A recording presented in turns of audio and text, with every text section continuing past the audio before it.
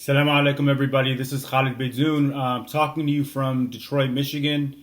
Social distancing, self-quarantining, all of us are going through the same experience right now as a consequence of this corona pandemic. And that's why I'm here to talk to you today. I want to talk to you about the effects, not the health effects of the coronavirus, but specifically the economic and community effects that this pandemic will have and already has had on our community.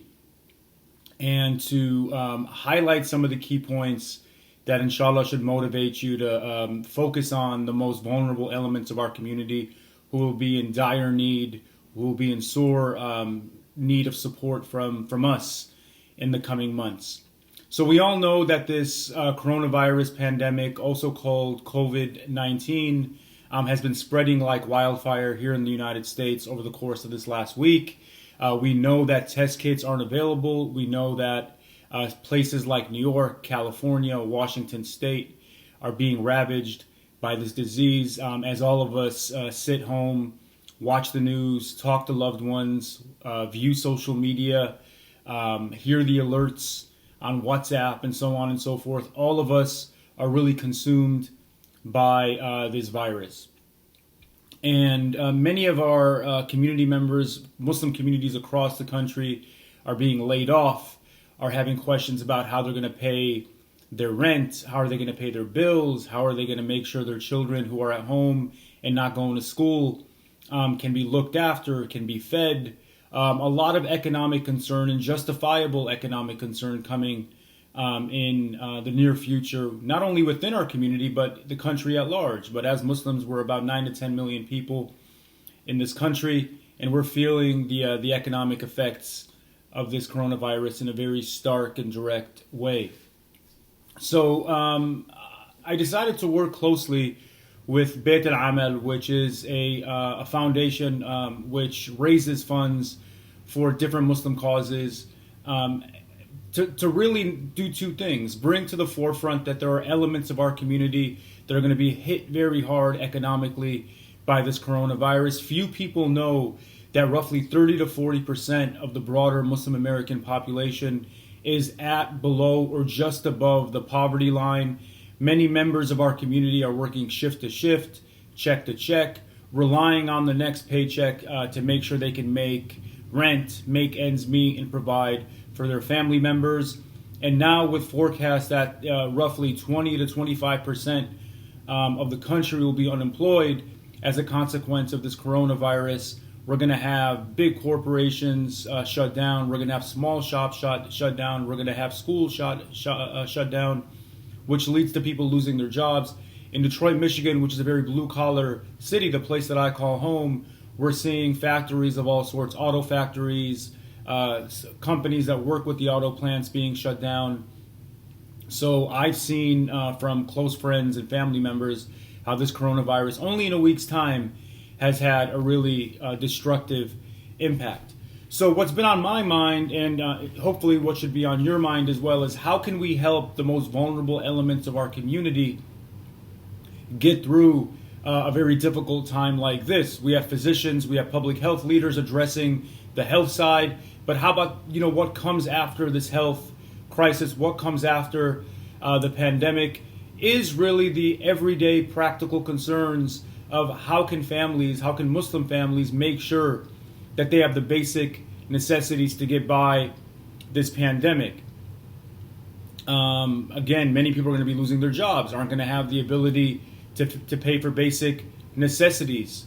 And we know as Muslims we're very philanthropic, we're a very tight-knit community, in making sure that the weakest segments of our community have the support they need to get through these really difficult times is something that is incumbent upon us, especially incumbent upon us who are not going to be economically hit as hard by what's happening. It's really our obligation to step up and make sure that we can provide as much support and maximize as much resources to make sure that these families can at least get by, inshallah, in the best form possible until we reach a better day. And that better day is coming. I'm not sure when it's coming, but it is definitely coming at some point.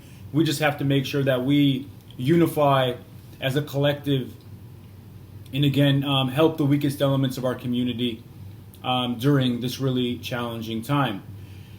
So I really want to again, the organization I'm working with is called Baitulmaal. I really want to push all of you who can, and I understand that not everybody has the resources. There's a lot of concern going on right now with everybody. Some people are working at home, not sure that they're going to be able to return to their jobs one day. But I'm speaking specifically to individuals who have the ability, who have the resources, who can donate whatever amount of money to this fundraiser, a really important fundraiser, so we can allocate some of these resources to poor, struggling, laid off, hard-hit members of the Muslim community. And again, really important. We can see from the grocery stores, they're shutting down. Stock on their shelves is minimizing in some respects, is absent.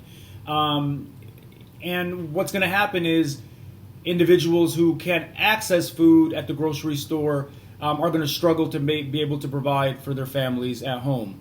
So the COVID-19 fund is something that we're starting again, and I'm very proud to be working with, again, you. For those who know me, know my work, whether it's my written work, books like American Islamophobia, or you follow me on social media, you know that one thing that is really important to me and that hits really close to home for me is finding ways to help the most marginalized, the most sidelined segments of our community, and specifically the Muslim community. We have large segments of our community, again, which are going to be really hard hit. I wanted to do whatever it is I could do as an individual to raise awareness, but more importantly, raise funds. This is a moment where having resources, having funds is really key, and allocating these resources to members of our community who need them is very important. So they can get food, water, toilet paper, whatever it is they might need to get through these very difficult times when they don't have work. We're hearing mixed reports that the government may allocate some sort of stipend or check. That might not happen. It could happen. We can't rely on speculation from the government, especially with this administration. So again, I'm really proud to be working with Baitulmaal on this important fundraising campaign. What I'm going to do is you can go to my bio link and donate there. Also go to the Baitulmaal website as well, which I'll provide in my biography and the link as well.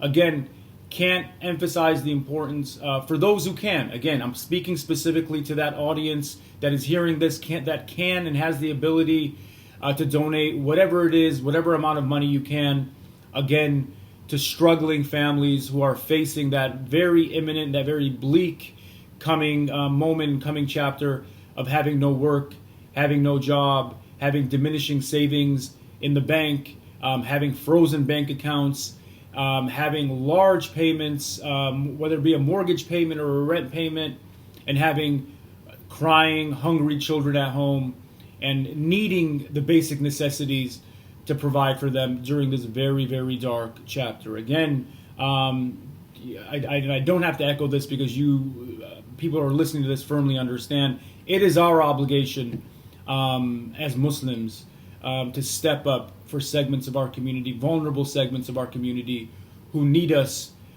during a very difficult time. And they shouldn't have to ask us. We should step up proactively and voluntarily to help them during these really difficult times. So again, Baitulmaal COVID-19 Fund. Again, I'm going to post all the necessary links on my biography. And again, please, highly encourage you to donate what you can. And most importantly, be safe, stay at home, take care of loved ones, and inshallah we'll speak to you soon. Ma salama.